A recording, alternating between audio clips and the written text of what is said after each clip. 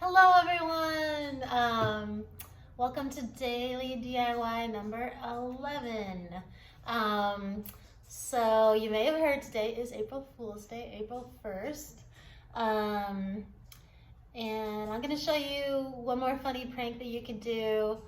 And then if you care to stick around, I'm going to tell you not only about one of my most epic April Fool's Day pranks that I pulled off when I was a teenager with my brothers, but I'm going to tell you about a really hilarious one that happened to me today that was pulled on me by my very own daughter, and boy did she get me good. I mean, she really got me. I'm shocked. I'm actually completely shocked that she got me so good.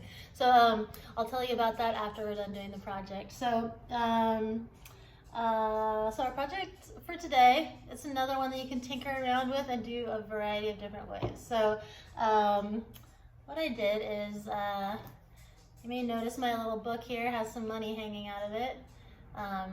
You know, someone might spot this sitting on the table. $10 bill, ooh, everyone's attracted to money. And you pull it out, ta-da! It's just a photocopy of some money with a little prank note. Here's a $5 bill, same thing. You have been pranked. So you know, printers today, they really just photocopy so well. So what I do is I just, you know, photocopy a few bills. You know, obviously this is kind of a no-brainer. You just cut them out, and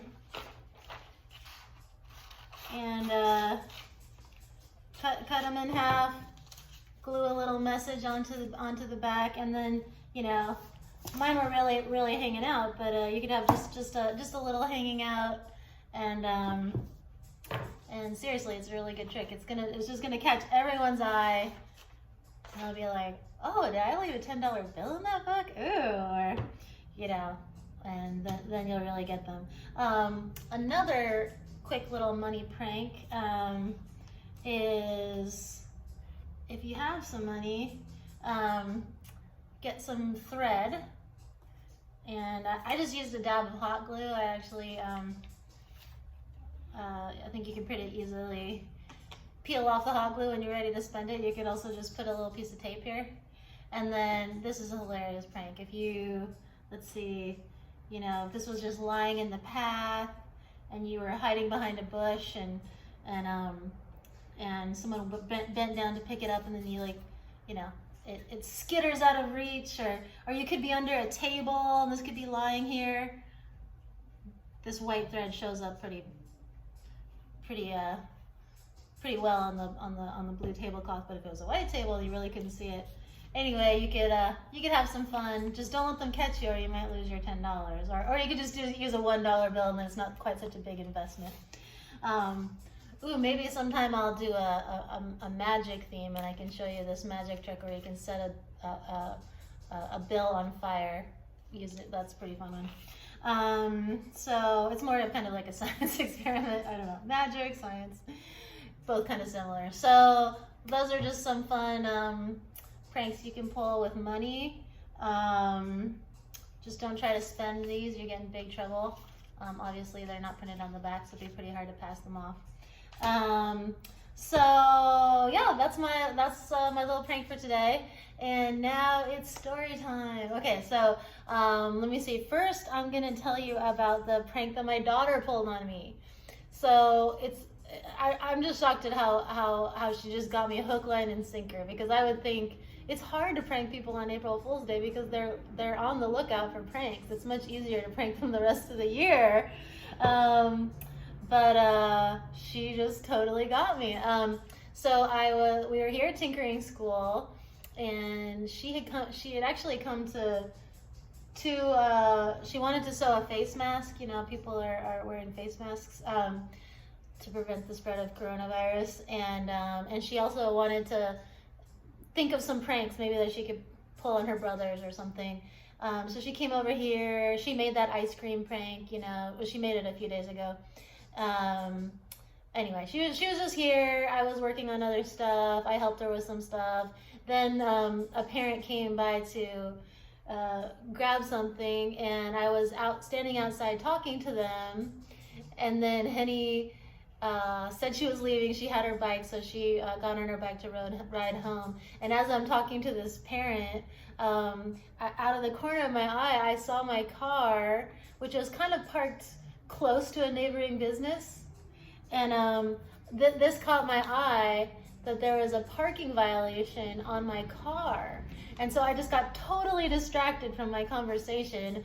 You know, I'm talking to them and smiling and nodding, but my mind is just spinning like, oh my God, this is gonna be terrible. If they start cracking down around here and giving out parking violations. There's so many people that come here, you know, to drop off their kids, or they come here for a birthday party, they're parked outside. I mean, it would just make it so stressful if the police were around here giving out parking violations, and just made it really like, so people, you know, had to shell out a lot of money, you know, get in trouble, blah, blah, blah. So anyway, I just like got totally distracted from the conversation. I wrapped it up because I just couldn't wait to like go over there and check it out and take care of it.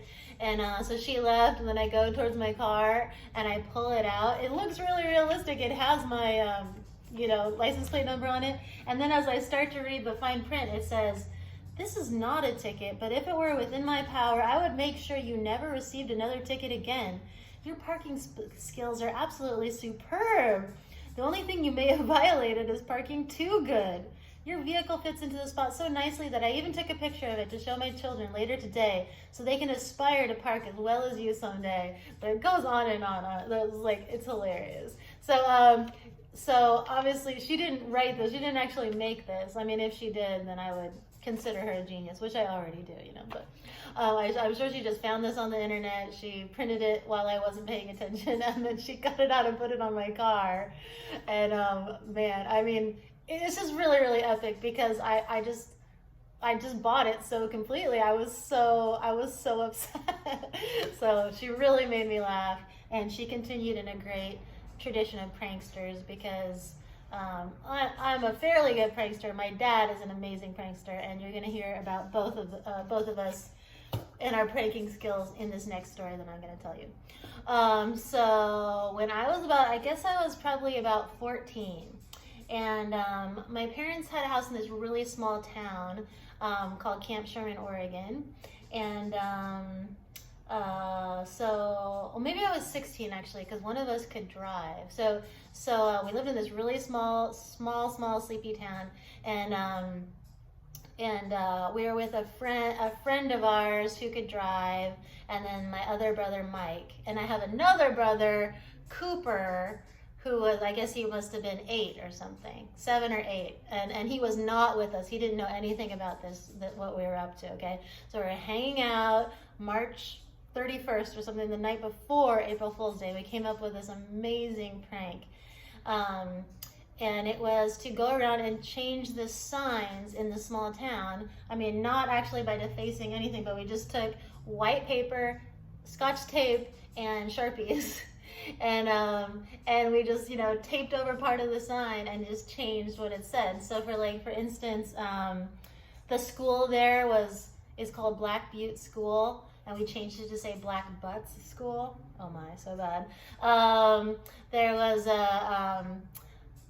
was a place called Wizard Falls, like this way to Wizard Falls, and we changed it to say Flying Lizard Falls. And then there were 3 no parking signs by the store, and we changed them to say no barking, and no puking, no barking, no puking, and no whistling in the dark, because I guess we were into They Might Be Giants at the time. So we just made all these hilarious changes to the signs, and it was just so, we just couldn't believe how hilarious we were. So there's actually more to the story. You're never gonna believe it. So it's not just that. So we had an amazing time driving around doing this, and then we went to bed. And the next morning, we were just snickering to ourselves, oh my gosh, what's it gonna be like? Are we gonna hear people talking about our handiwork? And then we were driving somewhere with my dad and my so I was in the car with my dad, my middle brother Mike, who had done the prank with me, and then my younger brother Cooper, who was, as I said, was 7 or 8. And so then my dad says, so did you guys hear that somebody went around and tampered with all the signs, like changed all the signs last night? And me and Mike are like looking at each other like, oh my gosh, this is so amazing, this is so funny. We're like, no, oh my gosh, what happened? And he's like, oh yeah, apparently they're taking it really seriously. Like, it's actually a federal offense to tamper with signs, so they're calling in some people from the FBI. They're going to be dusting with fingerprints, and they probably are going to catch the people who did it later today, because it really won't take very long. And Mike and I were just like, oh my God, like we had no idea. We got into ourselves into such deep trouble. And then, surprise, it was my little brother. I guess I said my little brother did know. My little brother did know, had been sworn to secrecy, but had actually told my dad. And then my dad pranked me and Mike back so good. Oh my gosh. I mean, I was like sick. I was so freaked out, like, oh my God, I'm going to jail. Oh my gosh, my dad just really got us. So that's one of my favorite stories. It was so funny. And yeah, so I hope you have fun today. I know it's a hard day to prank someone. I don't know if you can really get away with it because people are on red alert, but you can always try, you can always see it, you can always prank someone another day, as long as it's a nice, gentle, harmless prank, like the two I just described. Harmless, they only take an emotional toll, don't hurt you physically in any way, so I think that's usually okay. Okay guys, I hope that was enjoyable, and I'll see you next time. I'll see you tomorrow. Bye!